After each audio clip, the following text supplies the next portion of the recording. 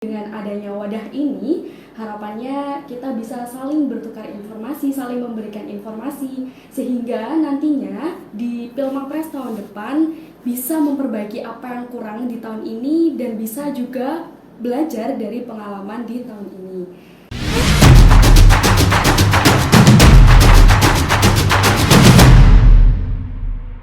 Assalamualaikum warahmatullahi wabarakatuh. Selamat datang di podcast OSC One Step One Closer.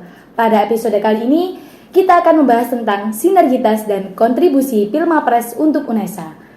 Narasumber kita pada hari ini adalah salah satu Pilmapres sarjana utama, yakni Kak Ila. Halo Kak Ila, apa kabar? Iya, halo Kak. Alhamdulillah. Alhamdulillah. Oke, mungkin di sini ada yang belum kenal nih sama Kak Ila. Boleh silakan perkenalan dulu. Oke, halo teman-teman semuanya. Assalamualaikum warahmatullahi wabarakatuh. Waalaikumsalam warahmatullahi wabarakatuh. Sebelumnya terima kasih atas kesempatan yang telah diberikan. Dengan adanya wadah ini, harapannya kita bisa saling bertukar informasi, saling memberikan informasi, sehingga nantinya di Pilmapres tahun depan bisa memperbaiki apa yang kurang di tahun ini dan bisa juga belajar dari pengalaman di tahun ini. Perkenalkan teman-teman semuanya, nama saya Salsabila Ramadona. Saya mahasiswa semester 6 dari Prodi S1 Gizi, jurusan Pendidikan Kesejahteraan Keluarga, Fakultas Teknik. Mungkin itu saja. Udah gitu aja. Ya. Oke, dari Fakultas Teknik nih. Oke, langsung aja nih ya Kak. Ini juga udah pada penasaran kayaknya terkait Pilmapres. Apa sih yang perlu dipersiapkan untuk pendaftaran Pilmapres khususnya di UNESA? Oke, baik. Saya langsung jawab ya Kak. Jadi begini ya teman-teman. Selain persiapan teknis yang harus dipersiapkan, teman-teman juga harus menyiapkan mental, lalu juga harus persiapan di lahir dan batin. Saya jelaskan dulu terkait persiapan di teknis. Jadi di sini ada 5 poin yang perlu dipersiapkan secara teknis. Yang pertama itu gagasan kreatif, yang kedua skor TEP atau kemampuan berbahasa Inggris, yang ketiga itu portofolio atau rekap capaian unggulan yang pernah diraih selama menjadi mahasiswa. Lalu yang keempat ini ada tes wawasan kebangsaan, dan yang kelima presentasi dari gagasan kreatif yang telah dibuat. Nah, untuk yang portofolio ini atau yang capaian unggulan, otomatis kita tidak bisa mendapatkan skor yang tinggi ketika kita mengumpulkan dalam waktu yang singkat. Jadi ini bisa jadi tips dan trik buat teman-teman yang nantinya ingin menjadi Pilmapres, ingin menjadi Mawapres ya, karena nggak ikut pemilihan, nggak mungkin ya, jadi ingin menjadi pemilihan mahasiswa prestasi. Lebih tepatnya ingin menjadi Mawapres di tahun berikutnya, teman-teman bisa mempersiapkan mulai dari sekarang untuk memenuhi portofolio tersebut. Nah, portofolio ini itu ada beberapa bidang, tidak hanya di bidang kompetisi, tapi juga ada di bidang penghargaan, kewirausahaan, aksi kemanusiaan atau relawan, lalu ada juga di bidang seperti publikasi ilmiah atau hasil karya. Nah, di kompetisi ini capaiannya bisa berupa juara 1 sampai juara 3 maupun harapan, itu ada skornya yang di UNESA. Lalu ada juga di penghargaan, itu contohnya teman-teman sebagai pembicara, lalu sebagai moderator, sebagai MC, itu juga bisa dimasukkan di portofolio tersebut atau capaian unggulan, dan juga seperti publikasi artikel ilmiah itu juga bisa dimasukkan di hasil karya atau juga di kewirausahaan. Jadi banyak bidang ya teman-teman. Portofolio ini tidak hanya di bidang kompetisi saja yang dimasukkan seperti itu. Lalu untuk skor TEP ini kemarin yang di tingkat universitas kita ada tes lagi. Jadi kemarin itu ada tes lagi yang diadakan oleh Pusat Bahasa. Jadi kemarin kita tes lagi dan hasilnya memang hasil skor TEP yang terbaru seperti itu untuk persiapan secara teknis. Namun untuk yang di luar teknis, teman-teman juga harus banyak berdoa, persiapan mental, karena juga tahapannya banyak ya teman-teman, dari jurusan lalu ke fakultas dan ke universitas seperti itu. Oh, berarti ini seleksinya dari jurusan ya Kak ya? Iya betul, dari jurusan dulu lalu ke fakultas, lalu naik lagi ke universitas. Dan di universitas ini ada sistem gugur juga, jadi tidak semua peserta yang sudah lolos di universitas itu bisa masuk ke grand final seperti itu. Berarti emang ini persaingannya cukup ketat ya Kak ya? Ya, bisa dibilang seperti itu. Bisa dibilang seperti itu. Jadi gitu teman-teman. Jadi kalau buat teman-teman yang pengen nih ikut Pilmapres ataupun pengen jadi Mawapres, nggak harus minder ya Kak, semua nggak punya akademik semua. Kita bisa kewirausahaan ataupun publikasi ilmiah dan lain sebagainya. Baik. Selanjutnya apa saja tahap-tahap pendaftaran Pilmapres di UNECA? Oke, ini berhubungan ya Kak dengan tadi yang sudah saya jelaskan dan Kakak tanyakan, ternyata tidak langsung di universitas tapi ada tahapan-tahapannya. Namun yang perlu digarisbawahi di sini bisa jadi kondisi tiap fakultas atau tiap jurusan itu berbeda-beda. Karena menurut informasi yang saya dapatkan ketika kemarin di Grand Final itu kan juga ketemu teman-teman dari yang lain fakultas. Kita juga tanya bagaimana seleksinya kalian di tahap awal gitu. Kemarin ada yang bilang kalau di tahap jurusan itu langsung diajukan ke tahap fakultas. Namun untuk di jurusan saya, kebetulan di jurusan PKK atau Pendidikan Kesejahteraan Keluarga, itu ada tahapan seleksi juga sebagaimana layaknya di Pilmapres seperti itu.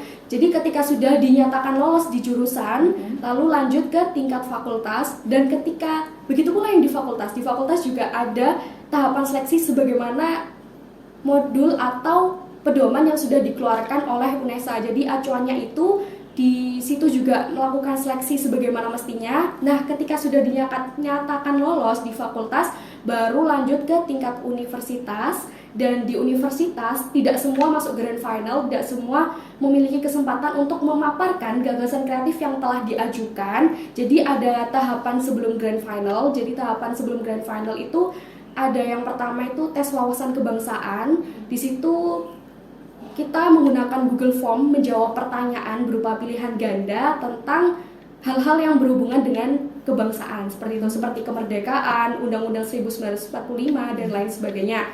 Lalu juga ada skor TEP dan portofolio. Ketika dinyatakan lolos di situ, baru lanjut ke tingkat grand final yang waktu itu kebetulan dilakukan secara offline di gedung rektorat. Seperti itu. Begitu. Jadi untuk yang tahap jurusan sama fakultas itu dikembalikan lagi ke pihak jurusan sama fakultas. Benar. Kemudian untuk TEP dan lain sebagainya, administrasi itu baru setelah fakultas, begitu? Atau sebelum universitas? Kalau di sebelum universitas itu juga ada TEP, tapi kita hanya mencantumkan dari skor TEP yang sudah ada gitu. Kalau yang di universitas kita tes TEP lagi, jadi fresh gitu skornya. Jadi kayak validasi, dia nih TEP-nya segini, coba sih kita tes lagi apakah masih segitu atau mungkin naik atau turun gitu ya. Oke, baik. Selanjutnya nih Kak ya, apa sih yang perlu dipersiapkan untuk pendaftaran Pilmapres di tingkat nasional? Oke, baik, terima kasih. Jadi untuk persiapan di tingkat nasional, dari apa yang sudah saya pelajari di pedoman, itu memang ada perbedaan antara tahun kemarin dengan tahun ini. Untuk tahun ini itu dilaksanakan sistem gugur. Oleh sebab itu, yang di tingkat universitas itu kan sudah mulai mengadopsi dengan sistem gugur, namun tidak sepenuhnya sesuai dengan yang ada di pedoman Pilmapres Nasional. Jadi setelah apa yang saya pelajari di Pilmapres Nasional itu ada 3 tahap. Yang pertama, tahap pertama itu hanya mengumpulkan portofolio dan gagasan kreatif. Tahap kedua, portofolio dan gagasan kreatif ditambah dengan presentasi menggunakan bahasa Inggris yang membahas tentang isu SDGs di luar gagasan kreatif yang diusulkan. Lalu yang ketiga baru ke tahap grand finalnya itu yang mulai ada presentasi secara langsung, lalu ada wawancara dengan juri mengenai portofolionya dan lain sebagainya. Jadi untuk persiapannya bisa dibilang agak berbeda dan mungkin lebih ketat juga ya teman-teman, karena kan bukan hanya di tingkat UNESA tapi juga ada yang di luar UNESA. Nah, untuk tahap pertama ini kan di portofolio. Jadi untuk portofolio ini nilainya lebih tinggi dari yang gagasan kreatif. Untuk tingkat portofolio yang semakin tinggi, jadi misalnya saya pernah mendapatkan juara di tingkat nasional dan ada yang di tingkat provinsi. Yang di tingkat nasional itu skornya jauh lebih tinggi dari yang di tingkat provinsi, seperti itu. Nah, oleh sebab itu mungkin bisa jadi tips juga bagi teman-teman nantinya yang ketika tahun depan ingin mendaftar Pilmapres, kalau bisa diusahakan sekalian mengikuti kegiatan yang tingkatnya lebih tinggi. mungkin internasional atau nasional seperti itu. Gitu. Karena skornya yang didapatkan akan lebih tinggi juga. Begitu pula dengan pembicara atau publikasi artikel. Ketika publikasi artikelnya tarafnya nasional, nilainya juga lebih tinggi. Bahkan yang internasional pun juga akan lebih tinggi seperti itu. Seperti itu, gitu. Saya tadi tertarik dengan yang itu Kak, di tahap setelah portofolio sama presentasi, terus ada presentasi dari yang isu apa tadi Kak? SDGs. Iya, SDGs selain dari gagasan kreatif yang Selain diusulkan. dari gagasan kreatif itu kenapa ya Kak kok harus dibedakan presentasinya? Kan toh juga yang kita bawa sampai nanti kan yang kita presentasikan nih. Kenapa kok gitu? Itu harus yang di luar presentasi kita. Oke, baik. Kalau berdasarkan apa yang saya tahu dari penjelasan sosialisasi yang sudah disampaikan dari Pusat Prestasi Nasional, Iya. kenapa dibedakan dengan isu SDGs yang sudah kita ajukan di gagasan kreatif? Karena menurut informasi yang saya dapatkan itu dari Dewan Juri ingin melihat sejauh mana peserta mengetahui isu SDGs di luar yang diusulkan. Selain itu juga mungkin karena itu presentasinya menggunakan bahasa Inggris, jadi bisa juga dilihat selain bahasa Inggrisnya juga dilihat bagaimana dia bisa menyampaikan isu SDGs itu. Dan seperti yang saya tadi sudah bilang, sejauh mana peserta mengetahui lebih detail mengenai isu SDGs selain dari gagasan kreatif yang diusulkan. Karena mungkin gagasan kreatif yang diusulkan kan berarti sudah dipelajari dari awal, sudah disusun, berarti kan sudah cari kajian pustaka mengenai itu. Nah, di situ mungkin Dewan Juri ingin mengetahui sejauh mana pengetahuan peserta mengenai isu SDGs seperti itu. Gitu. Jadi kayak improvisasi aja sih, gimana sih pengen lihat teman-teman yang mau wapres ini gimana cara mereka memaparkan sesuatu yang secara mendadak gitu mungkin Kak ya? Bisa jadi. Bisa jadi. Iya, karena itu di tingkat nasional ya, dan saya belum mengalaminya. Jadi Oh, iya. saya masih menjawabnya belum pasti, bisa Iya, jadi bisa seperti jadi. itu. Oke, baik Kak. Lanjut nih, buat tahap-tahap pendaftaran Pilmapres di tingkat nasional itu ada apa aja sih Kak? Ya mungkin jawabannya sama ya kayak yang tadi, tahap-tahapnya ada 3 tahap. Saya perjelas lagi. Tahap pertama portofolio dan gagasan kreatif. Ya. Ketika sudah dinyatakan lolos baru bisa lanjut ke tahap selanjutnya. Tahap kedua ada gagasan kreatif dan portofolio, dan tadi presentasi menggunakan bahasa Inggris tapi di luar isu SDGs yang sudah diajukan di gagasan kreatif. Tapi ini berbentuk video ya teman-teman presentasinya. Video. Jadi sudah dipersiapkan berbentuk video. Namun nanti yang di final itu juga ada uji publik, dan di situ kita juga diberi tugas menurut informasi yang saya dapatkan dari sosialisasi Pusat Prestasi Nasional. Jadi di situ juga untuk diskusinya juga ada beberapa yang menggunakan bahasa Inggris seperti itu. Jadi di situ bisa melihat juga kemampuan bahasa Inggrisnya seperti apa dan presentasi dari gagasan kreatifnya seperti itu. Jadi ini nggak hanya cuma kayak bikin video aja, tapi juga sekarang pembuktian gitu ya Kak ya, sampai presentasi dan sebagainya. Iya, kalau video kan bisa lebih dipersiapkan ya Kak ya. Wah, luar biasa emang ini. Lanjut. Doanya ya teman-teman. Iya, amin. Sekarang kalau boleh tahu Kakak Ila ini sekarang udah sampai di tahap berapa yang di nasional itu? Kalau berdasarkan timeline, Iya. kita masih di pendaftaran. Di pendaftaran. Iya, jadi menurut informasi yang saya dapatkan, jika timelinenya tidak berubah, itu terakhir pendaftaran itu masih sampai 5 Juni besok. Oh, masih seperti sampai itu. 5 Juni. Ya, baru nanti pengisian portofolio dan gagasan kreatif itu baru di tanggal insya Allah pertengahan Juni seperti itu. Jadi masih di pendaftaran. Di pendaftaran. Iya. Oke, nggak apa-apa. Semoga dapat kabar yang baik ya Kak. Amin, mohon doanya ya teman-teman. Iya, mohon doanya ya teman-teman. Lanjut nih Kak, tadi kan udah terkait pendaftaran, teknis dan lain sebagainya. Ini lebih masuk ke masalah, ke lebih filsafat sih Kak. Apa sih makna Pilmapres itu sendiri terkait dengan kondisi pendidikan di era pandemi? Menurut Oke. Kak Ila. Ya, jadi kalau dimaknakan dari kepanjangannya, Pilmapres pemilihan mahasiswa berprestasi, dan seperti yang sudah saya jelaskan tadi, itu di sini bidangnya tidak hanya di prestasi yang kompetisi ya teman-teman, juga prestasi penghargaan seperti moderator, menjadi pembicara, publikasi artikel ilmiah, kewirausahaan. Oh ya, mohon maaf saya lupa untuk menyebutkan karir organisasi, itu juga bisa dimasukkan seperti itu. Jadi selain tadi kompetisi, kita juga bisa memenuhi di bidang-bidang yang lainnya seperti itu. Lalu untuk maknanya sendiri terkait kondisi pendidikan saat ini, ya yang seperti kita tahu bahwa sampai saat ini pandemi juga masih belum berakhir dan kita juga masih banyak yang melakukan pembelajaran secara online, walaupun hal tersebut masih terjadi hingga saat ini. Namun menurut saya itu tidak menutup kemungkinan untuk teman-teman ini tetap berprestasi, karena menurut yang saya lihat ternyata di online ini semakin banyak peluang-peluang dari teman-teman untuk melakukan acara, mengadakan acara, sehingga di situ teman-teman mungkin bisa berkontribusi menjadi moderator, dan juga banyak sekali lomba-lomba yang diadakannya itu bukan hanya di tingkat lokalnya saja, bahkan bisa di nasional karena sifatnya online. Nah, di sini kan ketika tingkatnya lebih tinggi, lomba yang diikuti di tingkat nasional, berarti kan skornya juga lebih tinggi seperti itu. Nah, jadi untuk walaupun kita terbatas tidak bertemu langsung, tidak bertatap muka langsung,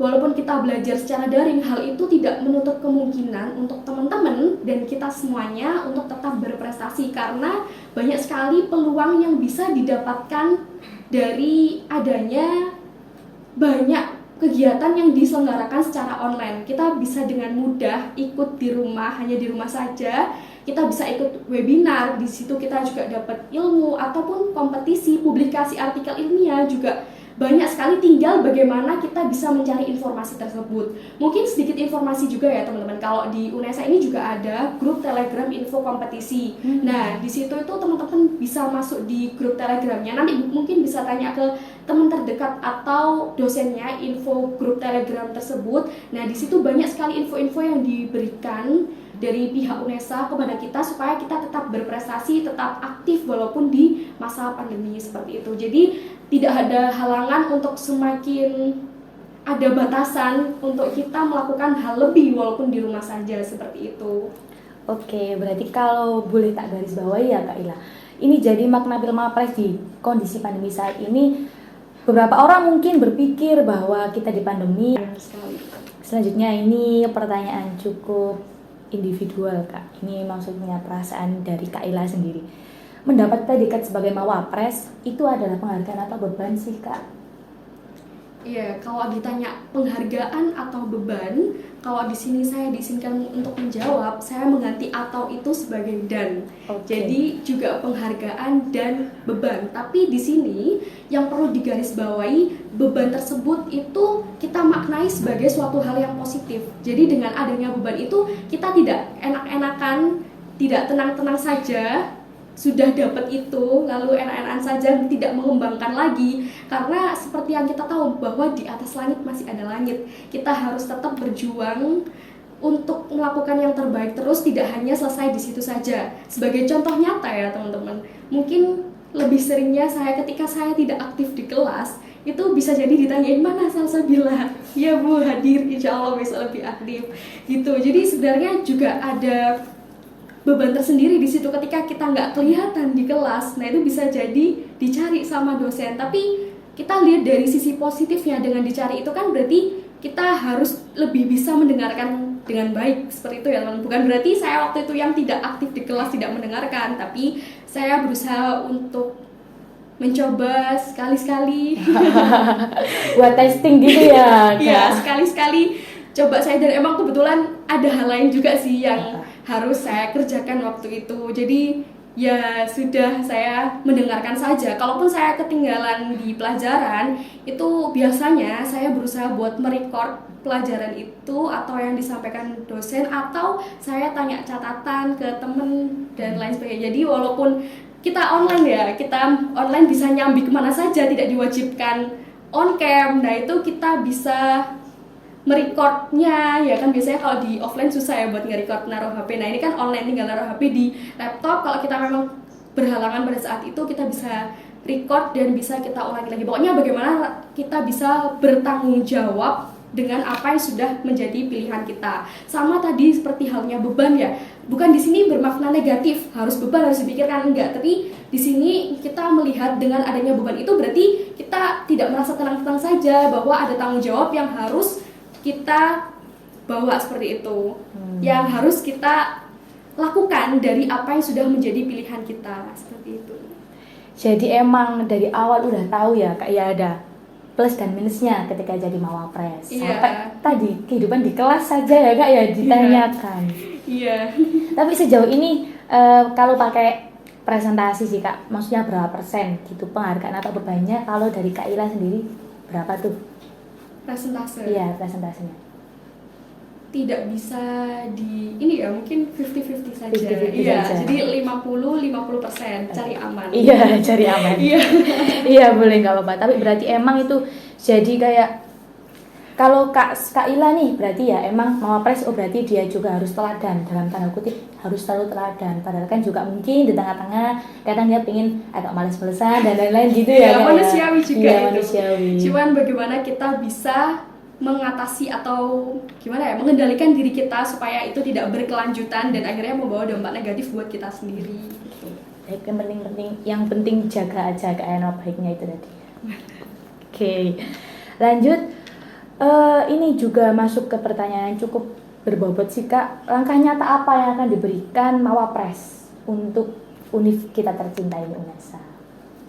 Oke, untuk langkah nyata ya, karena ini sebenarnya Pilmapres itu bersifat kompetisi juga, layaknya bagaimana yang kita tahu kan juga ada kompetisi yang lain yang diadakan oleh Pusat Prestasi Nasional seperti NUDC, KDMI. Nah, kalau memang ketika di luar UNESA nanti di tingkat nasional itu bisa membawa nama baik atau paling tidak mengusahakan yang terbaik dulu untuk UNESA, ya itu mungkin menjadi salah satu langkah nyatanya sebagai kontribusi di UNESA. Dan mungkin di lain itu, seperti yang saya tahu juga, kalau tidak salah dari PIC Pilmapres tahun ini itu juga akan mengadakan seperti paguyuban Pilmapres yang sudah menjadi juara atau grand final tahun ini itu untuk dikumpulkan, dan salah satu tujuannya dikumpulkan itu untuk mengkader juga dan membantu adik-adik yang nantinya maju ke Pilmapres selanjutnya, seperti itu. Seperti itu. Berarti sekarang ini UNESA juga udah mulai aware ya terhadap Pilmapres gitu. Iya, sampai ada rencana langkah buat membentuk paguyuban Pilmapres tadi supaya bisa mempersiapkan di tahun yang akan datang lebih baik lagi, seperti itu. Iya nih, boleh banget nih Kak, mungkin kalau ada info paguyuban dan lain-lain bisa di-share ke teman-teman. Mungkin ini ada yang pengen tapi kayak malu nih, nggak tahu jalannya kayak gimana. Iya, insya Allah. Oke. Pertanyaan terakhir tapi ini cukup panjang juga. Terlepas dari Kak Ila tadi sudah berkali-kali bilang teman-teman bisa mempersiapkan dari sekarang, bagaimana sih Kak tips dan trik khas dari Kak Ila untuk lolos jadi mawapres? Oke, terima kasih. Tips dan trik ya, seperti yang tadi saya jelaskan, ada yang teknis dan ada yang di luar teknis.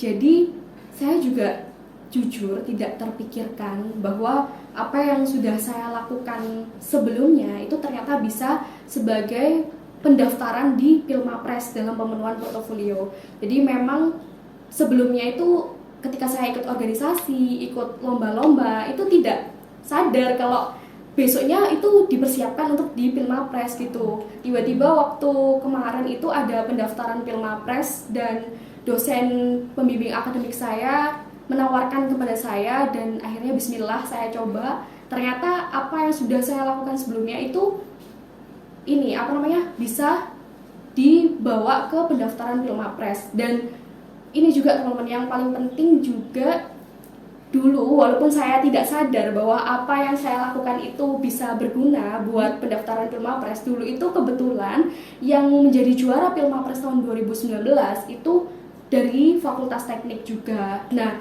di situ ada banner selamat dan sukses mahasiswa FT Fakultas Teknik yang menjadi mahasiswa berprestasi. Nah, di situ kebetulan bannernya juga dekat dengan tempat parkirnya mahasiswa ya.